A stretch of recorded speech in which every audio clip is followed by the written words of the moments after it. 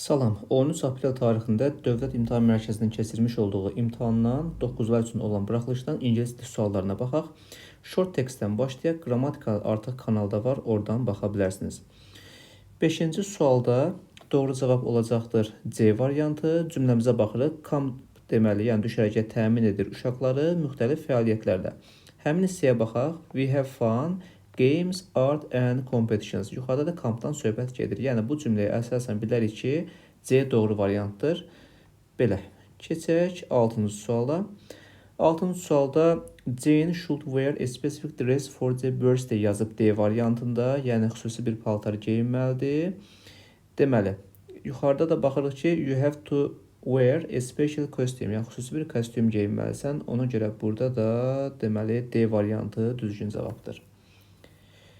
Keçək 7-ci suala. 7-ci sualda isə A-ya baxaq. Jessica dəvət olunur intervyuya sentyabrın 21-i. Həmin hissəyə baxırıq. İkinci cümlədədir. We deməli you for an interview at 11 AM on Tuesday, September 21st. Yəni sentyabrın 21-i sizi deyir, deməli intervyuya dəvət edirik. Gördüyünüz kimi bir cümlədən doğru cavabı tapmaq mümkündür.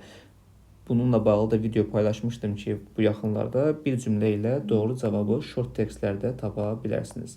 Keçək böyük mətn suallarına. Qrammatika kanalda artıq mövcuddur. Bu arada kanala abunə olmamısınızsa abunə olmağı unutmayın, çünki irəlidə çox daha faydalı yeni videolar gələcək. Mətndə gördüyünüz kimi çox sadə mətindir bu da. Deməli, ümumiyyətlə ingilis dili asan düşüb deyilənə görə həm ingilis dili, həm Azərbaycan dili. İngilis dili gördüyünüz kimi sadədir. Riyaziyyat biraz sanki çətin düşüb.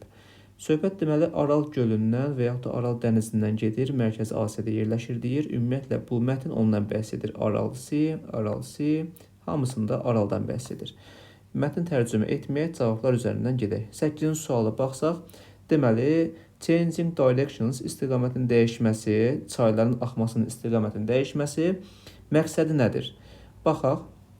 D variantına the water cotton fields, pambıq sahələrini sulamaq. Həmin hissəni sizdə göstərim burada. River water which ran to the Aral Sea was used for watering cotton fields before it reached the sea, so the direction of these rivers changed. Deməli, sulanma üçün istifadə olunurdu ki, dənizə çatmadan, ona görə də çayın istiqaməti dəyişildi. Bu hissəyə əsasən bilərik ki, burada D variantıdır. 9-cu sualda mətn əsasən nə haqqındadır? D variantı The sea in danger of disappearing. Dəniz hansı ki, yox olma təhlükəsi ilə üzbəüzdür. Baxaq buna, söhbət Aral dənizindən gedir dedik. İkinci paragrafa baxırıq. 4-cü ən böyük göl idi bir zamanlar, sonra yox olmağa başladı 1960-larda və ən sonda deyir ki, hazırda dənizin sadəcə 10% qalır, getdikcə deməli quruyacaq deyir gələcəkdə. Yəni ümumiyyətlə bu dənizin qurumasından söhbət gedir, yəni təhlükədə olmasından. Digərləri də yanlışdır. Məsələn, A variantında Aral dənizinin iqlimi, mətn ondan bəhs etmir ümumiyyətlə. B-də dəniz məhsulları, balıq və digər dəniz məhsullarından söhbət getmir. Söhbət bir dənizin yox olmasından gedirdi. 10-cu sualda bizdən deməli yanlış variantı soruşur bizdən. Yanlış varianta baxaq.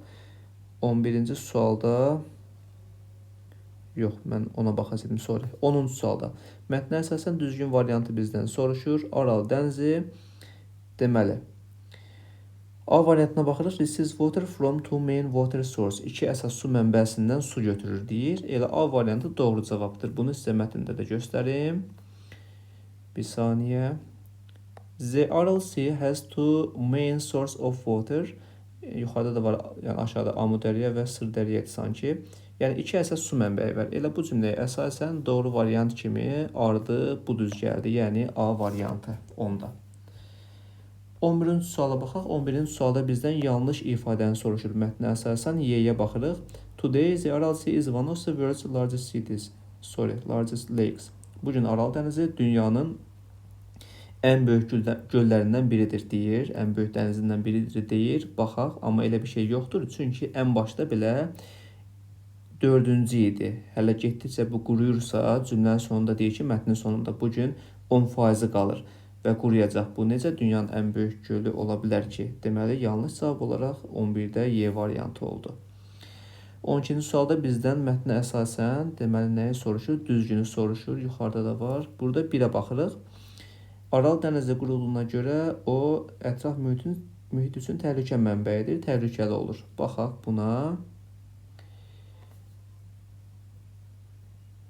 A serious danger for environment, yəni Aral dənizində olan dəyişikliklər, suyun yoxa çıxması ətraf mühitin üçün ciddi problemdir. Deməli, 1 doğrudur.